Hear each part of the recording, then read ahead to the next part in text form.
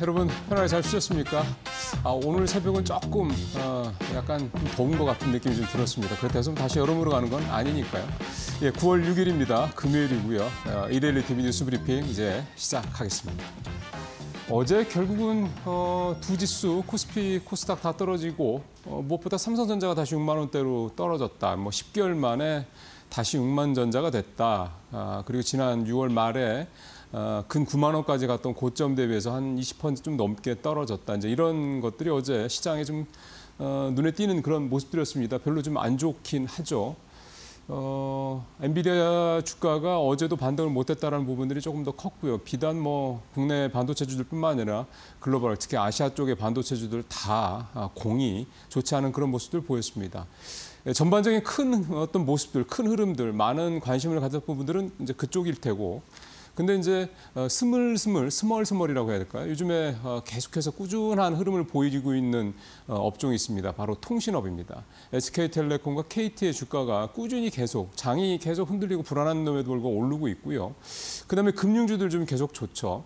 그러니까 이 통신주, 금융주가 최근에 보면 시장이 불안한 상황에서 이를테면 반도체라든가 2차 전지주 왔다 갔다 할 때에 비하면 꾸준하게 오르는 모습을 보이고 있습니다.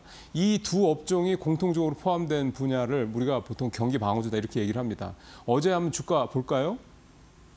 어제 보면 왼쪽에 2차 전지 쪽에 두 대형주 LG솔루션하고 삼성 SDI가 어제 좋았죠. 근데 반면에 어제 에코프로비엠 같은 이런 소재주 쪽은 크지는 않습니다만 소폭 하락을 했습니다. 그런 거에 비해서 확실히 요즘에 2차 전지는 대형주 중심으로 좀 가고 있다 이런 느낌이 좀 들고요. 그다음에 금융 쪽에서 KB금융, 신한주주 올랐고 SK텔레콤도 1%가 어제 좀 넘게 오르는 그런 모습들을 보였습니다. 시장에서 지금 확실한 주도 섹터 없는 상황에서 그동안에 좀 바이오주가 좀 괜찮은 모습을 보였고 2차 전지가 꾸준한 모습을 보였는데 2차 전지주가 좀 최근에 좀 오름내림이 조금 있는 편이어서 조금 불안감이 있는 반면에 통신주하고 금융주는 꾸준한 흐름을 보이고 있다는 게 어떻게 보면 이제 경기 방어주적인 성격을 좀 더 많이 보인다 이렇게 볼 수가 있겠습니다.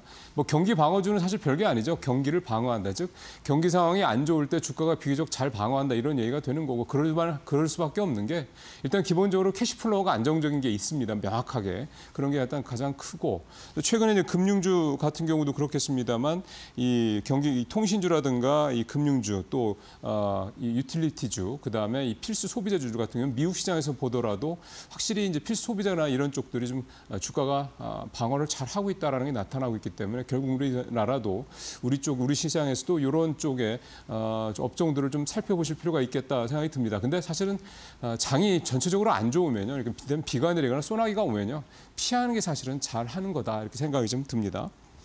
자, 두 번째 내용은 삼성전자 얘기 앞서 잠깐 말씀드린 것처럼 좋질 않는데 그래서 삼성전자의 시총은 쪼그라들었는데 밸류업 삼성금융 사총사는 약진한다 이제 이 제목입니다. 그러니까 삼성전자 주가는 계속 안 좋은데 삼성그룹 내에 있는 4개 금융계열사, 삼성생명, 삼성화재 이렇게 보험사 있죠. 그다음에 삼성카드, 삼성증권 이렇게 있습니다. 이 4개 금융계열사들은 시가총액이 계속 오르고 있다. 즉 주가가 계속 오르고 있다. 이 말씀이 되는 겁니다. 실제로 어느 정도 한번 보겠습니다.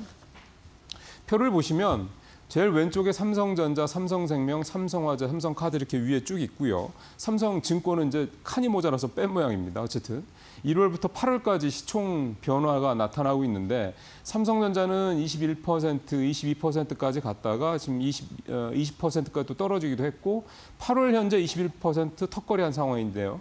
삼성생명 같은 경우 1월 달에 0.62%였던 게 0.85%까지 올랐고 삼성화재도 0.7% 후반까지 올랐고 카드도 0.2% 초반까지 올랐고 그다음에 삼성증권 같은 경우 0.18%까지 지금 시총 비중이 지금 올라온 그런 상황입니다. 이렇게 삼성그룹의 금융계열사들의 시가총액이 높아지고 있다, 비중이 커지고 있다, 주가가 오르고 있다. 역시 가장 큰 거는 밸류 기대감이라고 볼 수가 있겠고요. 또 하나는 이 삼성이라는 이 브랜드, 이 힘을 무시할 수 없죠. 이 두 가지 이유가 있겠고 하나 덧붙이자면 실적이 견조하다라는 거. 어떻게 보면 좀 좋은 흐름들을 다 갖고 있고 밸류업 같은 경우만 해도 주주 환원율을 상당히 좀 굉장히 높이겠다고 얘기를 하고 있습니다. 보험 계열사인 삼성생명과 삼성화재 같은 경우는 주주 환원율을 50%까지 올리겠다고 이미 얘기를 했고요. 삼성카드와 삼성증권 역시 주주 환원율을 30~40%까지 높이겠다고 얘기를 한 바가 있기 때문에 어떤 브랜드의 힘에 실적의 힘에 이런 밸류업에 대한 그런 적극적인 의지 이런 것들이 복합적으로 작용하고 있다 이렇게 봐야 되겠습니다. 자, 세 번째 얘기는 이제 장단기 금리 역전이 해소됐다라는 얘기인데요. 현지 시간 어제였고요. 보통 이제 장단기 금리 차가 역전이 됐다가 해소가 돼서 정상화, 즉 단기금리보다 장기금리가 단기금리보다 높은 상황이 됐을 때 경기 침체가 온다. 이런 얘기들을 많이 합니다. 이게 뭐 100%는 아니기 때문에 어쩔 때는 먹고 어쩔 때는 안 맞는다. 이제 이렇게도 해석을 하기도 하고요. 과거에 이제 11번의 미국의 경기 침체 중에 10번에 해당이 되기 때문에 이번에도 2년여 정도 장단금리가 역전이 됐다가 정상으로 회복되는 지금 순간 전체적으로 뭐 지표라든가 이런 것들 보면은 좀 불안한 마음들이 많이 계시기 때문에 이번에도 맞아떨어지는 게 아니냐 이렇게 생각들을 충분히 하실 법합니다. 오늘 아침에 나왔던 ADP 민간 고용도 좀 좋지를 않았죠.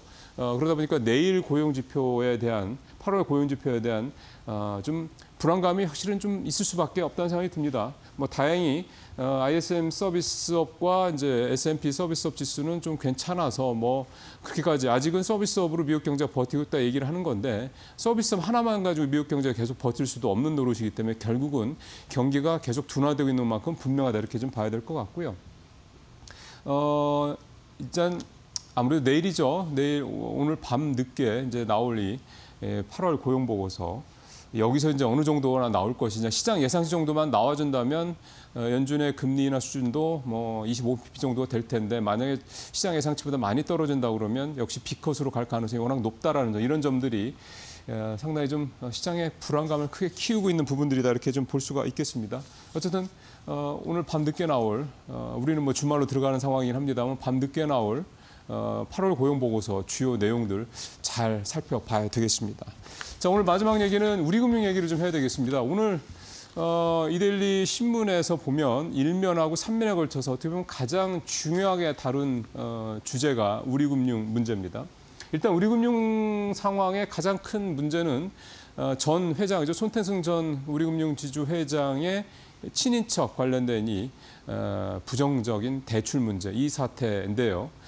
이게 사실 더 확장돼서 크게 나오고 있는 이유 중에 하나는 뭐냐면 우리금융에서 지금 매년 사고가 터지고 있기 때문입니다. 2022년에 2023년에 그러니까 2년 전, 3년 전, 2년 전에 대규모 횡령 사건이 터졌죠. 직원에. 그런 상황에서 이제 그거는 뭐 직원들의 어떤 모럴 해저드다 정도로 치부할 수 있겠다라고 할 수 있었는데 이게 올해는 이 전 회장이 자기 어떤 친인척들한테 대출을 이렇게 해준 이런 부분들이 있었다 보니까 그럼 도대체 우리금융은 경영진부터 밑에 직원들까지 이 어떤 그 모럴 해저드 상황이 도대체 어디까지 갈 거냐 이런 식의 우려가 좀 커지고 있는 겁니다. 그렇기 때문에 이제 오늘 이데일리 신문에서도 이 부분을 강력하게 좀 지적을 하고 있는 건데요. 일단은 금융당국의 입장은 우리금융 경영진이 책임져라 이겁니다. 현 경영진의 책임이 있다라고 지적을 하고 물러나라 이런 얘기를 하는 거고요. 그 현 경영진에는 결국 이제 임종용 회장을 비롯한 은행, 뭐 은행장 등 이렇게 이제 전체적으로 다 해당이 되는 거고요. 반면에 이제 우리금융의 이사회에서는 임 회장이 퇴진할 정도는 아니다 이렇게 좀 하면서 뭐 버티기라고 해야 될까요? 좀 일단 그런 입장을 고수를 하고 있습니다. 지금 어떻게 보면 좀 계속 부딪히고 있는 그런 상황이 좀 되고 있겠습니다. 이런 가운데 지금 이 상황이 왜 우리금융한테 굉장히 중요한 문제가 되냐? 이제 지금 결국 이제 주가 문제입니다. 최근에 우리금융 주가 상황을 한번 표를 준비했는데 보실까요? 보면은요. 우리금융 주가가 좋습니다. 8월 5일 날 저점 13,000원 찍고 나서 계속 반등을 V자 반등을 했는데 반도체라든가 웬만한 주력 업종들보다 반등폭이 괜찮습니다. 금융주들 전반적으로 반등 수준이 좋죠. 최근에 좀 기우고 있는 상황이 있는데 이게 이제 우리금융 그 손태승 회장 사태가 터지고 나서부터 이제 이렇게 계속 옆으로 기우고 있다 이렇게 볼 수가 있겠습니다. 그러면서도 많이 빠지지도 않습니다. 기대감이 있다라는 거죠. 우리금융 주가가 이렇게 오르고 있는 기대감은 다른 게 아니라 우리금융의 외형 확장, 규모의 확장에 대한 기대감 때문입니다. 임종용 회장이 오고 난 이후에 M&A를 굉장히 적극적으로 펼치면서 지금 이제 증권 쪽 출범했고 우리투자증권 다시 이제 시작을 했죠. 그 다음에 보험사들을 이제 인수를 해서 보험 쪽도 라인업을 짜려고 하고 있습니다. 그래서 동양생명, ABL생명 인수 좀 추진을 하고 있는 상황인데 좀 사실 다 됐습니다. 그런데 만약에 이 불법 대출, 이 부정 대출 문제 때문에 만약에 이 경영진이 버틴다 그러면 감독 당국에서는 이 최종 승인을 안 해줄 것 같다라는 입장을 계속해서 좀 내비치고 있거든요. 그럼 결국 우리금융 입장에서 봤을 때는 현 경영진이 물러나고 대신 이제 우리금융의 어떤 그런 외형이 포트폴리오가 안착하면서 계속 이런 주가가 상승하는 흐름으로 가줄 수 있을 것이냐, 밸류업 기대감까지 더해져서 아니면 계속 버티기를 해서 이 부분에 대한 것들이 좀 제대로 되지를 않으면서 결국 보험사 인수권이 무산되는 거냐, 그래서 주가에 충격을 줄 것이냐, 이제 이 부분이 상당히 첨예하게 좀 붙어 있는 그런 상황이다 볼 수가 있겠습니다. 결국은 공은 우리금융 경영진의 손에 이제 가 있는 게 아닌가 생각이 좀 듭니다. 자, 이번 주 뉴스브리핑 여기서 마치도록 하겠습니다. 주말 잘 보내시고 저는 다음 주 월요일 날 뉴스브리핑 시간에 뵙도록 하겠습니다. 고맙습니다.